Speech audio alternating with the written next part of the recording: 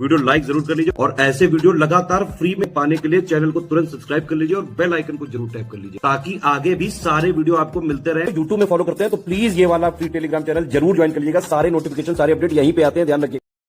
तो दोस्तों साइंस के सेक्शन वाइज टेस्ट में आप सबका स्वागत है।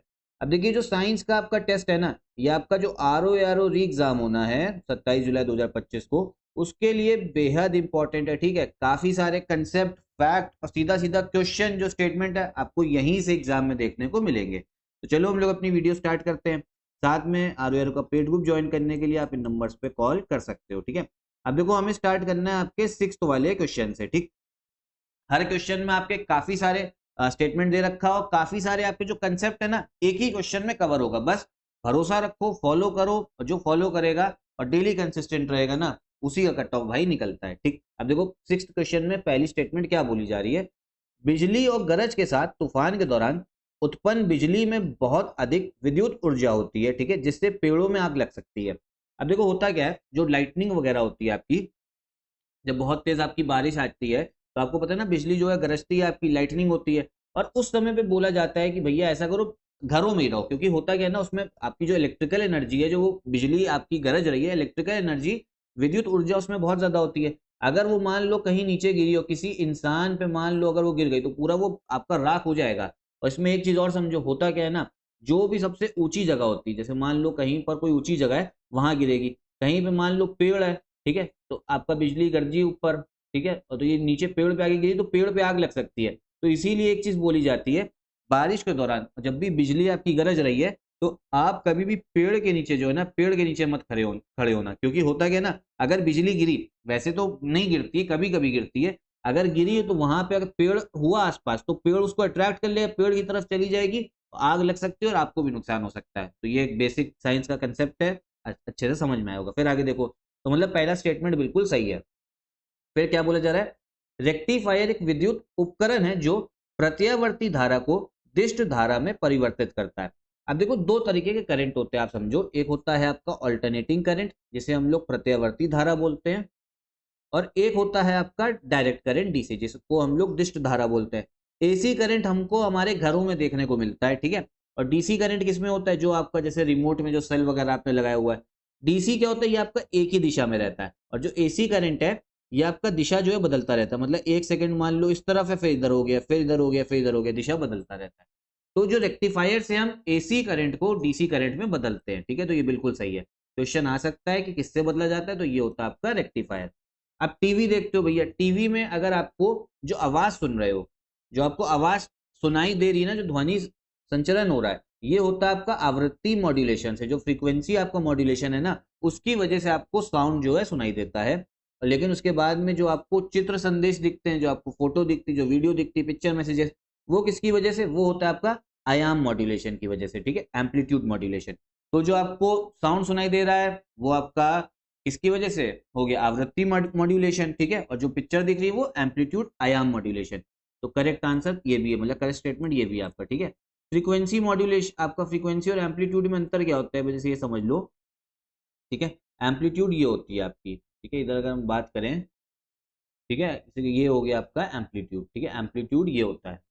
और फ्रीक्वेंसी होता है कि एक सेकंड में आपकी कितनी वेव्स जो है पास हो रही हैं। जैसे इसका सबसे अच्छा एग्जांपल इसमें समझ में आएगा, ये इसमें लो फ्रीक्वेंसी है, इधर हाई फ्रीक्वेंसी है, क्योंकि इधर एक सेकंड में बहुत सारी वेव्स जो है पास हो जा रही, इधर कम हो रही, ठीक है। और फिर आगे देखो, यहाँ 3 स्टेटमेंट आपको सही दे रखे हैं, समझ में आए होंगे। फिर जो आपका सुपरसोनिक व्हीकल होता है, जो जहाज होते हैं, सुपरसोनिक वाहन, जिनकी स्पीड जो है ध्वनि की गति से भी तेज होती है, ठीक है, उसको हम लोग मैक की संख्या देते हैं। अब मैक क्या होता है ये बोला जा रहा है, मैक संख्या वायुमंडलीय तापमान पर सुपरसोनिक वाहन की गति और ध्वनि की गति के अनुपात के बराबर होता है, ठीक है। क्या होता है, रेशियो होगा जो आपका जो प्लेन आ रहा है जो उसकी गति है, ठीक है, स्पीड ऑफ एरोप्लेन की बात हो गई, और अपॉन डिवाइड करोगे से जो आपकी स्पीड ऑफ साउंड है, तो इसका जो रेशियो है ना वो निकलता है मैक। तो ये भी सही है, करेक्ट आंसर इसका डी हो गया। अब देखो आपको इस क्वेश्चन में 4 स्टेटमेंट आपको जानने को मिले, 4 अलग अलग कंसेप्ट, तो बहुत इंपॉर्टेंट है हमारे एग्जाम के लिए। फिर आगे देखते हैं हम लोग, इसमें आपका जो मौसम होता है उसके बारे में बात हो रही है, ठीक है। जो बैरोमीटर एक आपकी डिवाइस होती है, तो जो वायु दाब मापी रीडिंग है, इसमें अगर अचानक से गिरावट आती है तो ये तूफानी मौसम का संकेत देता है। सडन ड्रॉप बैरोमीटर में तो भैया स्टॉर्मी वेदर, तूफानी मौसम, तो बिल्कुल सही है। एकदम से गिरावट आ गई रीडिंग में तो भैया तूफानी। फिर अगर मान लो आपका धीमे धीमे गिरावट आती है, ग्रेजुअल ड्रॉप होता है, धीमे धीमे गिरावट, तो इसका मतलब होता है बारिश की संभावना है। दूसरा भी बिल्कुल सही है, ठीक है, ये सब साइंस है। फिर अगर एकदम धीमे धीमे इंक्रीज होगा, धीमे धीमे अगर बढ़ेगा, ठीक है, ऊंचाई आपकी जो रीडिंग है धीरे धीरे वृद्धि होगी, तो इसका मतलब होता है साफ मौसम। तो ये भी स्टेटमेंट बिल्कुल सही है, तो करेक्ट आंसर डी वाला हो जाएगा, ठीक है। एग्जाम में सीधा सीधा 3 स्टेटमेंट देके भी आपसे पूछ सकता है, या अलग अलग सिंगल स्टेटमेंट भी आ सकते हैं, तो सब पता होना चाहिए। एकदम से ड्रॉप हो गया, अचानक गिरावट, तो तूफानी मौसम। धीरे धीरे गिरावट तो बारिश, लेकिन धीमे धीमे बढ़ेगी अगर रीडिंग चढ़ रही है तो उसका मतलब साफ मौसम है। 8th वाला देखते हैं, ठीक है। आर्किमिडीज सिद्धांत के अनुसार जब कोई वस्तु आंशिक रूप से या पूरी तरह से किसी द्रव में डूबी होती है तो डूबने पर वस्तु का भार कम होता हुआ प्रतीत होता है। देखो करना क्या, इसमें करो क्या, आपके घर में बाल्टी तो होगी, उसमें कर लो भैया, पानी भर लेना, ठीक है। फिर एक मग्गा लेके आना, ठीक, उसमें पानी भरना, ठीक, मग्गे में पानी भरना, होगा क्या ना। अब जब इसको उठाओगे, हाथ में पकड़ोगे तो वजन तो लगेगा ना। अब क्या करना, अब इसी मग्गे को भैया इसमें पानी में डाल देना है, पानी में डाल देना। तो जब पानी में इसको आप ऊपर नीचे करोगे ना, तो इसका वजन जो है आपको कम लगेगा, मतलब जो असली वजन था ना जब बाहर था उससे कम महसूस होगा। क्यों? क्योंकि यहाँ पे अपवर्ड जो है, अपवर्ड भी फोर्स लगती है इस पे। तो पहला स्टेटमेंट जो है बिल्कुल सही हो गया। फिर पास्कल के नियम के अनुसार यदि गुरुत्वाकर्षण प्रभाव को एकदम ना माना जाए तो संतुलन की स्थिति में, जो आपका इक्विलिब्रियम होता है, द्रव के भीतर हर स्थान पर समान दबाव होता है, ठीक है। जो प्रेशर है ना हर जगह पे समान होगा, मतलब जैसे मान लो ये है, इधर भी प्रेशर बराबर होगा, इधर भी होगा, इधर भी बराबर, इधर भी बराबर, इधर भी, हर जगह पे सेम, अगर ग्रेविटी नहीं है, ठीक है। तो करेक्ट स्टेटमेंट बोला जा रही है। फिर उसके बाद में जो हाइड्रोलिक ब्रेक है, हाइड्रोलिक प्रेस हो गया, हाइड्रोलिक लिफ्ट हो गई, ये सब पास्कल के नियम पे ही काम करती हैं। करेक्ट स्टेटमेंट थर्ड वाला हो गया, ठीक है। जैसे कभी कार के शोरूम में देखना, कार ऊपर से नीचे आती तो वो हाइड्रोलिक लिफ्ट वगैरह ही होता है। तो इसका करेक्ट आंसर आपका यही हो जाएगा, डी वाला हो जाएगा, ठीक। आगे और 9th वाला देखो। अब इसमें क्या बात हो रहा है, जब प्रकाश की किरण सघन माध्यम से विरल माध्यम में प्रवेश करती है तो आपतन कोण क्रांतिक कोण से अधिक होने पर अपवर्तित किरण सघन माध्यम में वापस लौट जाती है, जिसे पूर्ण आंतरिक परावर्तन कहते हैं, टोटल इंटरनल रिफ्लेक्शन। इसको मैं आप स्टेटमेंट बिल्कुल सही है, लेकिन मैं समझाता क्या हूँ। रेयर मीडियम से डेंसर मीडियम जा रही है, देखो होता क्या है ना, जैसे इधर समझो, ये लाओ, ठीक है, ये आपका क्या हो गया, ये इधर आपका डेंसर है और ये आपका रेयर है, यहाँ से लाइट जा रही है, ठीक है।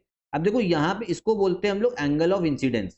क्या बोला जाता है? एंगल ऑफ इंसिडेंस बोला जाता है इसे, जिस आपका एंगल पे ये स्ट्राइक कर रही है। अब देखो यहाँ पर क्या है ना, ये एंगल ऑफ इंसिडेंस जो है, जो क्रिटिकल एंगल है, इससे आपका क्या है, कम है इधर, तो ये चली गई, यहाँ बराबर होगा तो ऐसे जाएगी, और ज्यादा हो गया अगर ये angle of incidence critical angle से ज्यादा है तो ये पूरा यहीं पे जो है रिफ्लेक्ट हो जाती है, टोटल इंटरनल रिफ्लेक्शन बोलते हैं। और इसी को हम इस्तेमाल करते हैं किसमें, ऑप्टिकल फाइबर जो घर पे आता है, ठीक है। तो ये ऑप्टिकल फाइबर एंडोस्कोपी तकनीक और हीरे की चमक में जो मेन कारण है यही है, टोटल इंटरनल रिफ्लेक्शन। फोर्थ वाला बिल्कुल सही है। सेकंड देखो, प्रकाश के अपवर्तन के कारण सूर्योदय से कुछ समय पहले और सूर्यास्त के कुछ समय बाद तक सूर्य क्षितिज से नीचे होने पर भी दिखाई देता है। जो हॉरिजन है ना, जहां तक आप देख सकते हो लास्ट, ठीक है, जो सूरज को आप देख रहे हो उसके नीचे वो डूब गया, लेकिन उसके बाद भी जब वो नीचे है तब भी दिख रहा है, वो रिफ्रैक्शन की वजह से, अपवर्तन की वजह से, लाइट का फिनोमिना है, ठीक। फिर आगे देखो, प्रकाश तरंग हवा से कांच में या एक माध्यम से दूसरे माध्यम में जाती तो क्या क्या चीज बदलता है, तो प्रकाश की आवृत्ति वही रहती, फ्रीक्वेंसी सेम रहती, लेकिन उसकी तरंग दैर्ध्य और वेग जो है, जो वेवलेंथ और वेलोसिटी वो बदल जाती है। तो करेक्ट है बोला जा रहा है, ठीक है, करेक्ट स्टेटमेंट है। मतलब एक चीज ये याद कर लो, लाइट एक जगह से दूसरी जगह जाएगी तो फ्रीक्वेंसी सेम रहेगी, जो आवृत्ति है ना वो सेम रहेगी, बाकी सब चेंज हो जाएगा। तो इसका भी आपका करेक्ट आंसर कौन सा होगा, डी वाला। सबके डी दिख रहे हैं तो इसका मतलब ये नहीं कि आगे सबके डी हो, और अगर हो भी तो हमको उससे क्या मतलब, हमको तो अपना टेस्ट में अलग अलग स्टेटमेंट हमको जानने को मिल रही है, फैक्ट समझ में आ रहा है, कंसेप्ट आ रहा है, वो हमारे मतलब का है। इसके बाद में जब टेस्ट सीरीज हो जाएगी ना, अलग अलग सब कुछ आपका जो फैक्ट होगा, जितना कंसेप्ट है वो सब याद भी करवाऊंगा, मतलब अलग से हर टॉपिक को एक्सप्लेन करूंगा। फिर आगे देखो, लेक्लांच सेल, डैनियल सेल, वोल्टिये सेल और शुष्क सेल प्राथमिक सेल के उदाहरण है, प्राइमरी सेल्स के। बिल्कुल सही। प्राइमरी सेल क्या होता है, जैसे आप अपने रिमोट में सेल लगा रहे हो, एक बार इस्तेमाल हो गया उसको फेंकना पड़ता है, लेकिन अगर वही सेल आपका, ये समझो उसको आप चार्ज कर लो, चार्ज भी होते हैं वो सब सेल, तो उसको सेकेंडरी सेल बोला जाता है, ठीक है। फिर आपका द्वितीयक सेल हो जाते हैं वो। पहला स्टेटमेंट बिल्कुल सही है सब, आपका प्राइमरी सेल है। लेक्लांच सेल जो है इसका उपयोग इलेक्ट्रिक बेल और टेलीफोन जैसे आपका उपकरण में होता है, इलेक्ट्रिक बेल और टेलीफोन में। ड्राई सेल का भैया कहाँ होता है, टॉर्च, ट्रांजिस्टर, रेडियो वगैरह में होता है, ठीक है, बिल्कुल सही, शुष्क सेल का। फिर जो हैलोजन लैंप होता है उसका फिलामेंट टंगस्टन और सोडियम के मिश्र धातु से बना होता है, ये भी बिल्कुल सही है, ठीक है। हैलोजन लैंप जो आपका वो होगा उसका फिलामेंट वो किससे बना होगा, टंगस्टन और सोडियम के मिश्र धातु से, एलॉय से। फिर सोडियम होता है, इस वजह से क्या होता है ना, पीले रंग का प्रकाश उत्पन्न होता है, तो 5 वाला भी बिल्कुल सही है। करेक्ट आंसर इसका हो जाएगा डी वाला, ऑल ऑफ दी अबव।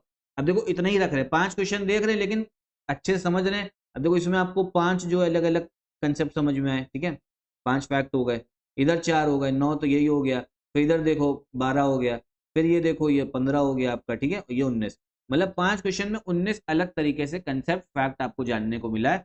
तो बहुत बढ़िया आपके लिए, साइंस के लिए अच्छे से तैयार हो रहा है। इसके पहले पीवाईक्यू भी करवा चुका हूं एनालिसिस, उसकी प्लेलिस्ट बन गई, उसको भी जरूर देखना, और साथ में इस सीरीज को आगे फॉलो करिएगा। टेस्ट सीरीज एससीएस की स्टार्ट हो गई, उसको भी आप ज्वाइन कर सकते हो।